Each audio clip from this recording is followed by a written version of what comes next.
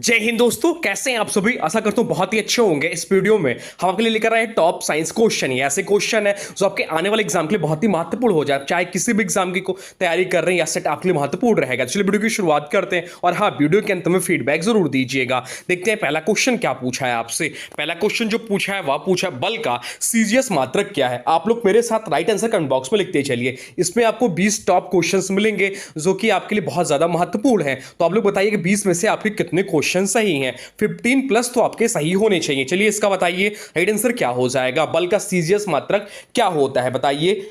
तो इसका जो राइट आंसर हो जाएगा वो हो जाएगा ऑप्शन सी, डाइन। डाइन इस प्रश्न का राइट आंसर हो जाएगा। सीजीएस प्रणाली होता क्या है, तो सीजीएस प्रणाली होता है सेंटीमीटर ग्राम सेकेंड में बल का मात्रक जो होता है डाइन होता है। जबकि एसआई प्रणाली अभी इंपॉर्टेंट रखिएगा, कोई कंफ्यूज हो सकते हैं। जबकि एसआई प्रणाली जिसे एमकेएस पद्धति बोलते हैं, मीटर किलोग्राम सेकेंड में बल का मात्रक जो होता है न्यूटन होता है। बाकी विकल्पों की बात करें तो केल्विन, केल्विन जो है तापमान का एसआई मात्रक है। और डेसिबल या बहुत ज्यादा एग्जाम में क्वेश्चन पूछता है, तो डेसिबल जो है ध्वनि की तीव्रता को मापने का मात्रक है। अब चलते हैं अगले प्रश्न की ओर। देखते हैं अगला प्रश्न क्या पूछा है आपसे। अगला प्रश्न जो पूछा है वह पूछा है पानी के अंदर की वस्तुओं का पता लगाने के लिए किस यंत्र का प्रयोग किया जाता है। आपसे पूछा है कि पानी के अंदर की वस्तुओं का पता लगाने के लिए किस यंत्र का प्रयोग किया जाता है। बताइए राइट आंसर क्या हो जाएगा।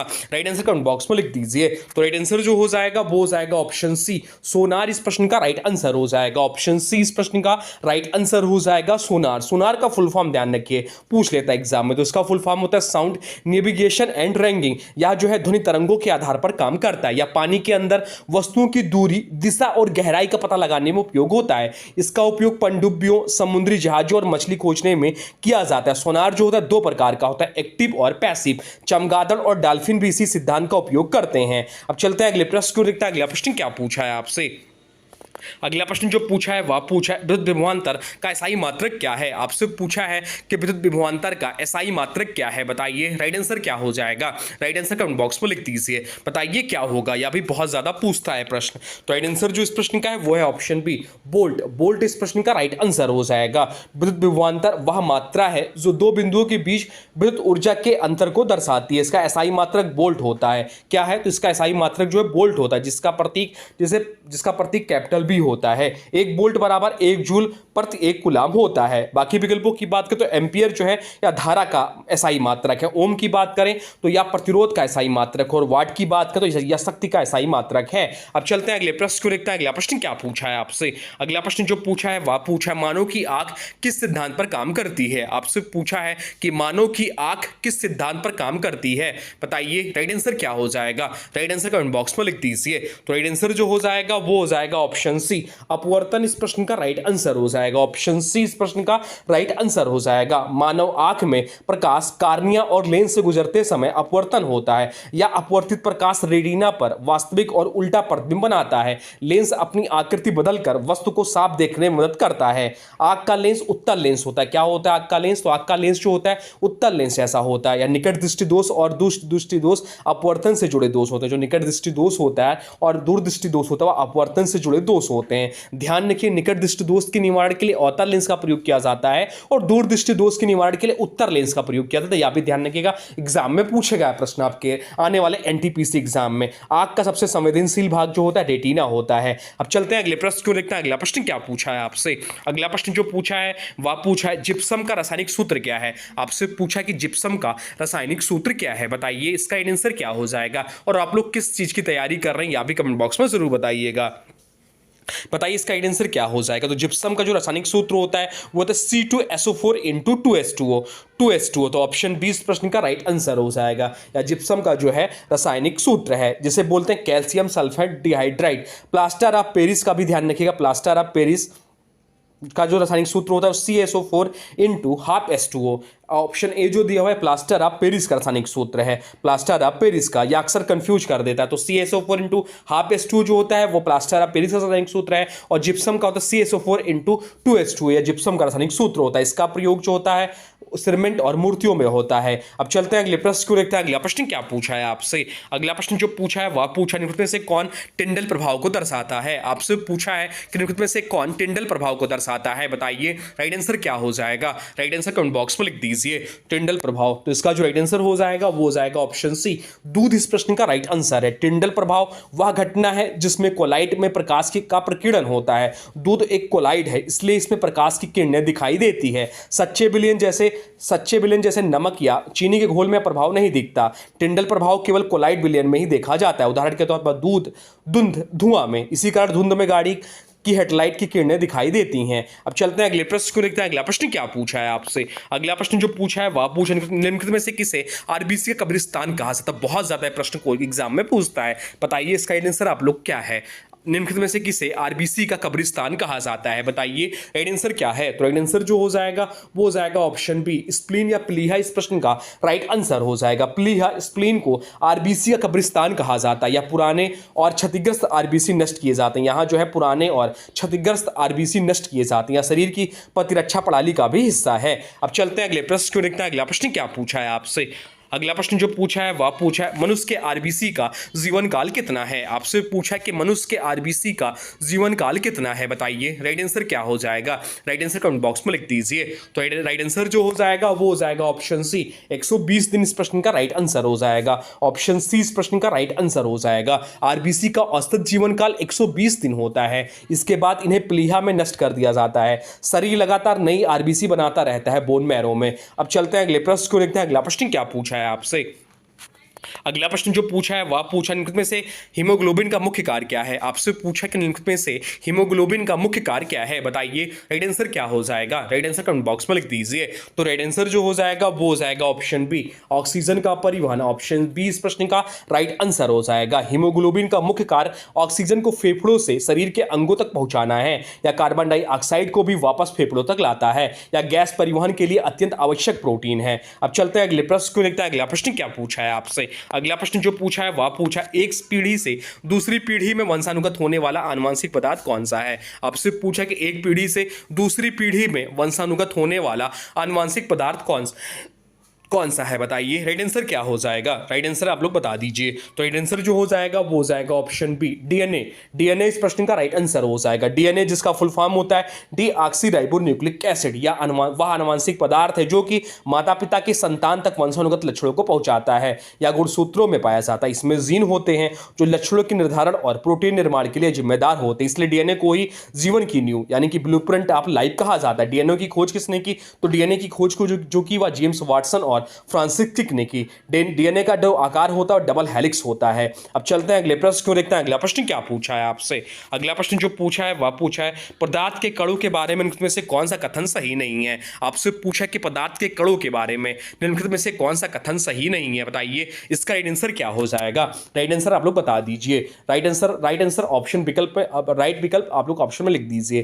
तो या जो दिया है ऑप्शन ये बहुत छोटे होते हैं तो एकदम सही है। ये लगातार गतिशील रहते हैं या भी सही है।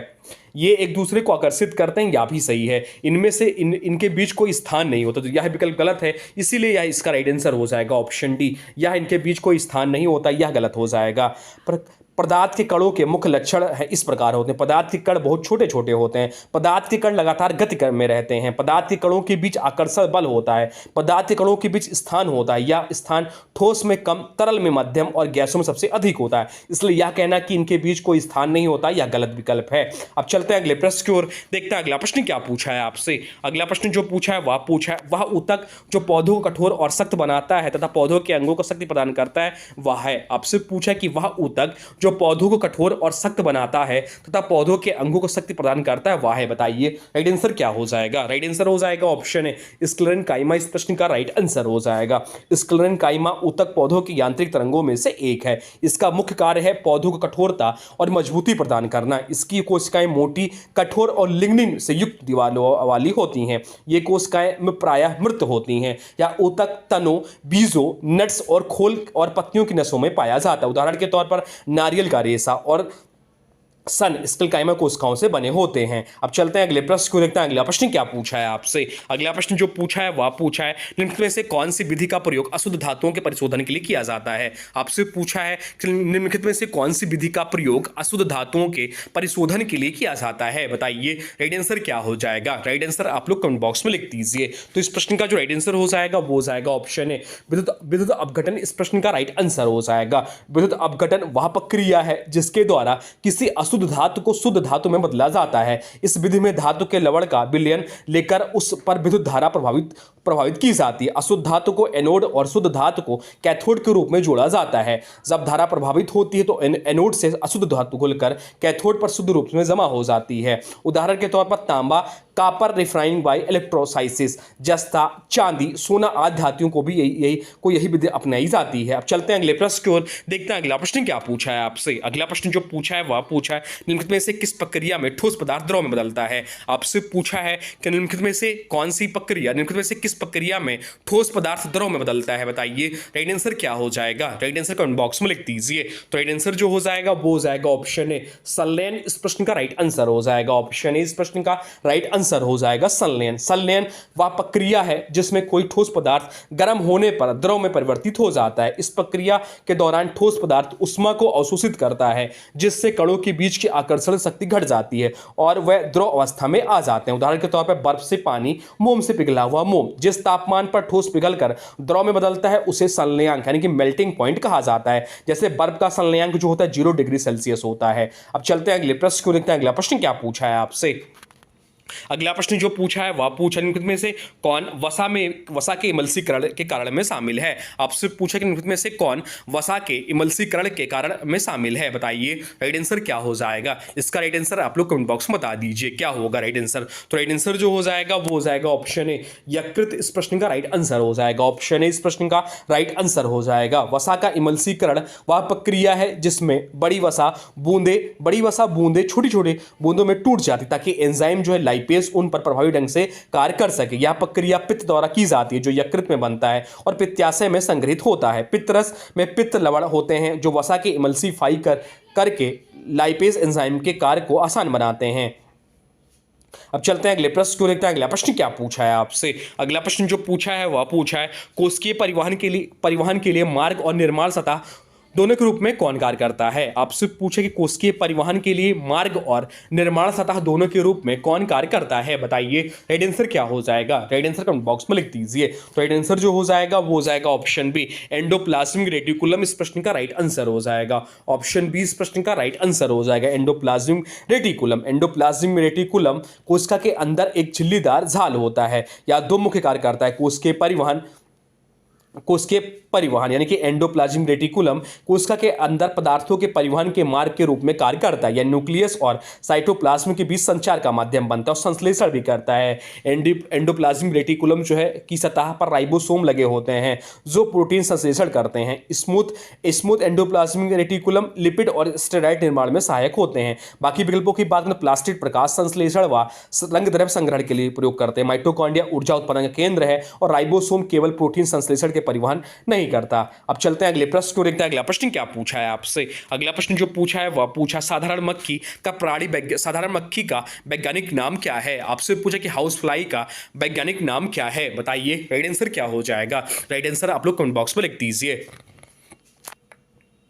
तो इसका जो राइट आंसर हो जाएगा वो हो जाएगा ऑप्शन बी मस्का डोमेस्टिका। इस प्रश्न का राइट आंसर हो जाएगा साधारण मक्खी हाउस फ्लाई का वैज्ञानिक नाम मस्का डोमेस्टिका है या कीट वर्ग से संबंधित है या मानव वातावरण में पाई जाने वाली सर्वाधिक सामान्य मक्खी है या कई प्रकार की बीमारियां फैलाती हैं जैसे टाइफाइड, कॉलरा, डायरिया आदि। इसका जीवन चक्र 4 अवस्थाओं में होता है अंडा, लार्वा, मैग्नेट प्यूपा और वयस्क मक्खी। बाकी विकल्पों की बात करें ट्रिटिकम स्टीवम या गेहूं का वैज्ञानिक नाम है फैनिया या छोटी मक्खी की एक अन्य प्रजाति होमो सैपियंस मानव जाति का वैज्ञानिक नाम है। अब चलते हैं अगले प्रश्न को, देखते हैं अगला प्रश्न क्या पूछा है आपसे। अगला प्रश्न जो पूछा है वह पूछा निम्नलिखित में से किस जीवाश्म ईंधन में ब्यूटेन इसका मुख्य घटक है। आपसे पूछा है कि निम्नलिखित में से किस जीवाश्म ईंधन में ब्यूटेन इसका मुख्य घटक है, बताइए राइट आंसर क्या हो जाएगा। तो राइट आंसर जो हो जाएगा वो हो जाएगा ऑप्शन बी एलपीजी। इस प्रश्न का राइट आंसर हो जाएगा ऑप्शन बी, इस प्रश्न का राइट आंसर हो जाएगा एलपीजी। एलपीजी यानी कि लिक्विड फाइड पेट्रोलियम गैस में मुख्यतः ब्यूटेन और प्रोपेन गैस होते हैं या एक स्वच्छ ईंधन है जिसका उपयोग घरों में खाना बनाने के लिए किया जाता है। इसे आसानी से दबाव में तरल रूप से संग्रहित किया जा सकता है। बाकी सीएनजी की बात करें तो इसमें मुख्यतः मीथेन होता है। कोयला या ठोस ईंधन है, गैसीय ब्यूटेन नहीं होता। पेट्रोल या तरल हाइड्रोकार्बन मिश्रण है, ब्यूटेन मुख्य घटक नहीं है। एलपीजी को रसोई गैस कहा जाता है। इसमें गंध के लिए एथिल मरकप्टन C2H5SH इसका रासायनिक सूत्र है। या अब एग्जाम में पूछता है जिसमें जो गंध आती है उसमें वह क्या है, तो वह एथिल मरकप्टन है जिसका रासायनिक सूत्र होता है C2H5SH इसका रासायनिक सूत्र होता है। या मिलाई जाती ताकि रिसाव का पता चल सके। एलपीजी हवा में से भारी होती इसलिए रिसाव होने पर नीचे की ओर फैलती है। अब चलते हैं अगले प्रश्न क्यों देखते हैं। अगला प्रश्न क्या पूछा है आपसे। अगला प्रश्न जो पूछा है वह पूछा है मानव रक्त का लाल रंग किसके कारण होता है। आपसे पूछा है कि मानव रक्त का लाल रंग किसके कारण होता है, बताइए राइट आंसर क्या हो जाएगा। तो राइट आंसर जो हो जाएगा वो हो जाएगा ऑप्शन बी, हीमोग्लोबिन इस प्रश्न का राइट आंसर हो जाएगा। ऑप्शन बी इस प्रश्न का राइट आंसर हो जाएगा। रक्त का लाल रंग हीमोग्लोबिन के कारण होता है जो आरबीसी में पाया जाता है या ऑक्सीजन के साथ मिलकर ऑक्सी हीमोग्लोबिन बनाता है जिससे चमकीला लाल रंग दिखाई देता है। हीमोग्लोबिन की कमी से एनीमिया होता है या बहुत महत्वपूर्ण कनेक्शन है। अब चलते हैं अगले प्रश्न की ओर, देखते हैं अगला प्रश्न क्या पूछा है आपसे। अगला प्रश्न जो पूछा है वह पूछा है श्वेत प्रकाश जब एक प्रिज्म से गुजरता है तो कौन सा रंग सबसे अधिक विचलित होता है। आपसे पूछा है कि श्वेत प्रकाश जब एक प्रिज्म से गुजरता है तो कौन सा रंग सबसे अधिक विचलित होता है, बताइए राइट आंसर क्या हो जाएगा। राइट आंसर कमेंट बॉक्स में लिख दीजिए। बैगनी राइट आंसर होगा या लाल, तो इस प्रश्न का राइट आंसर हो जाएगा ऑप्शन बी, बैगनी इस प्रश्न का राइट आंसर हो जाएगा।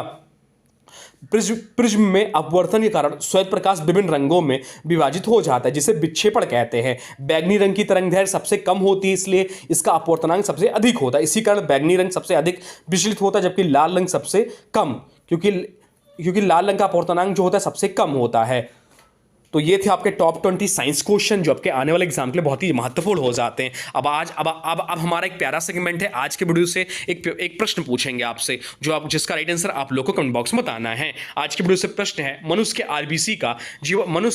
आरबीसी का जीवन काल कितना होता है। आपसे पूछा है कि मनुष्य के आरबीसी का जीवन काल कितना होता है। इसका जो भी राइट आंसर होगा कमेंट बॉक्स में जरूर बताइएगा। और हाँ देखिए, अभी तक आपने वीडियो को लाइक नहीं किया है तो प्लीज वीडियो को लाइक कर दीजिए और चैनल पर नए चैनल को सब्सक्राइब भी कर लीजिए, या मेरे बिना कहे आप लोग लाइक और सब्सक्राइब कर दिया करिए। तो ये थे आपके टॉप साइंस क्वेश्चन। तो चलिए मिलते हैं एक नए वीडियो में, तब तक के लिए thanks for watching railway exam target. For more update please subscribe railway exam target channel को। जय हिंद, वंदे मातरम।